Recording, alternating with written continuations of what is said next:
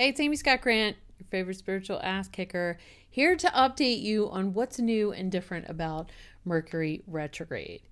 I know, astrologers everywhere are like, there's nothing new and different. Bull dinky do. Because here, trying to keep it clean. A lot of people tell me they have their tweens and kids watch with them. So I'm trying to keep them a little clean, right? All right, anyway, but you know what I wanted to say. That's BS, right? Okay, here's the deal. If you don't know, Mercury retrograde is this phenomenon that happens a few times a year. It lasts for about 3.5 weeks when it happens, and it has to do with the position of Mercury in relationship to the Earth. That when scientists or anyone has a strong enough telescope to view Mercury, it appears, it's an optical illusion, but it appears as though the planet is actually spinning in the opposite direction for about 3.5 weeks until Mercury turns direct, and then it appears to be spinning back in its normal direction. Okay. Mercury, from a metaphysical or an energetic point of view, Mercury is the planet that governs communication, commerce, and transportation. Okay, so people would kind of flip out when Mercury would turn retrograde because they're like, oh crap, my car's going to break down. I'm going to file bankruptcy. And, my boss is going to think I insulted her when I really was just trying to say hi and I like your dress. Right? So we sort of Mercury retrograde kind of got a bad rap where it was okay, we just need to go hide under a rock when Mercury is retrograde. Okay, I'm here to tell you all of that is BS. And what's different, what's new and different, yes, what's the same is that you still want to be aware when Mercury is retrograde because communications are more likely, miscommunications, sorry, see what I just did? It happened because Mercury's retrograde right now. Miscommunications are more likely when Mercury is retrograde than when it is not. So you just want to be more aware of that. And when you get an email that sounds super bitchy, you maybe don't want to respond right away.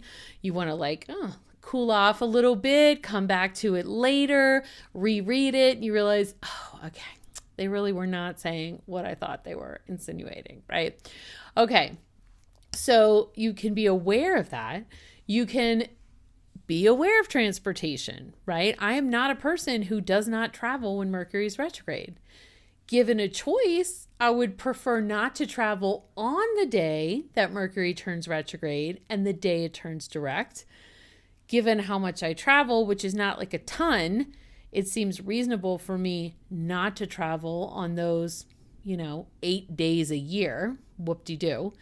Right? But it just, and even if I have to, it's not a big deal. It just means that I'm more likely to have delays and transportation mishaps, lost luggage, whatever, while Mercury is retrograde versus while it's not. Okay. So it doesn't mean you have to hide under a rock, not sign any contracts or not do anything. It just means pay attention, right? It also means that when Mercury is retrograde, things like to complete, as in your dishwasher might die. And you suddenly have to replace it. See how that also affects commerce? Because now you're dropping money that you weren't really planning on spending on that particular day. So there can be electronic mishaps and whatever.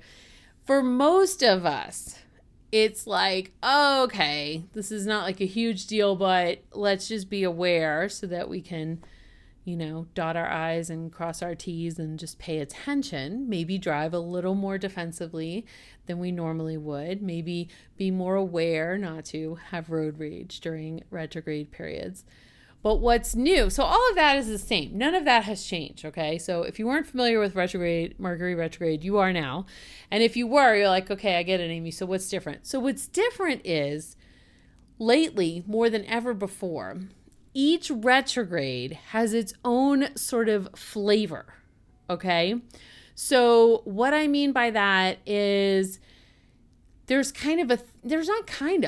a theme to every Mercury retrograde. Now, I know, like I said, astrologists are no joke, Amy, we've been saying this for years. I get it.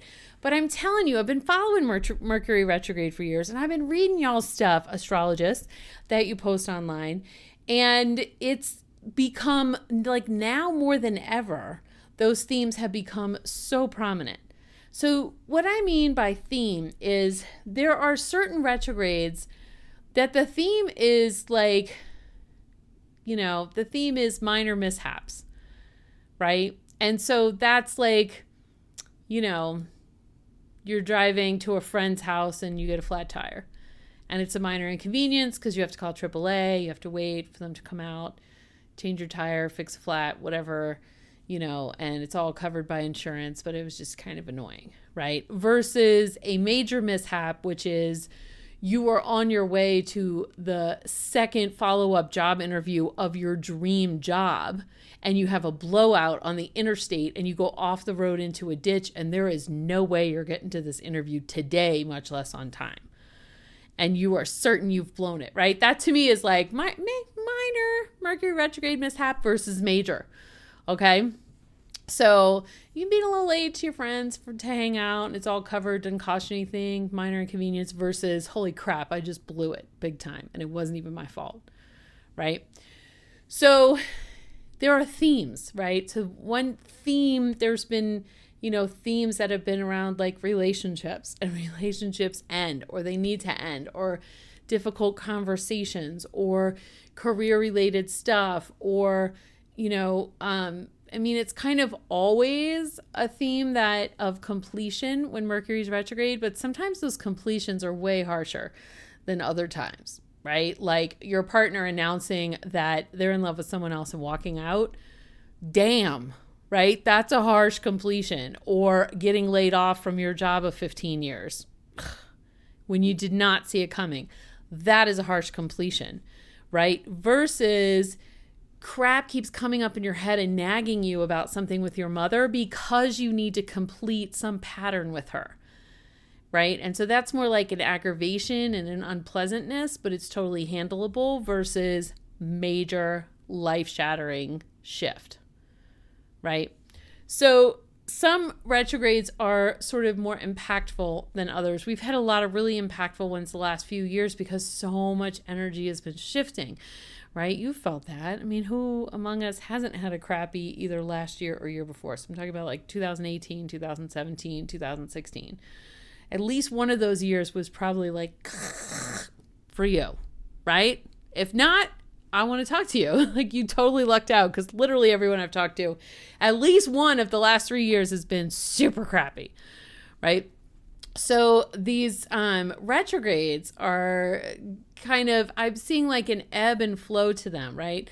We'll have like a really, really intense one, and then we'll have one that's like, we're 2.5 weeks into it, and people are like, oh, Mercury's retrograde? Oh, I couldn't even tell. Oh yeah, I guess my computer is acting a little weird, but other than that, nothing, right? So they kind of ebb and flow now.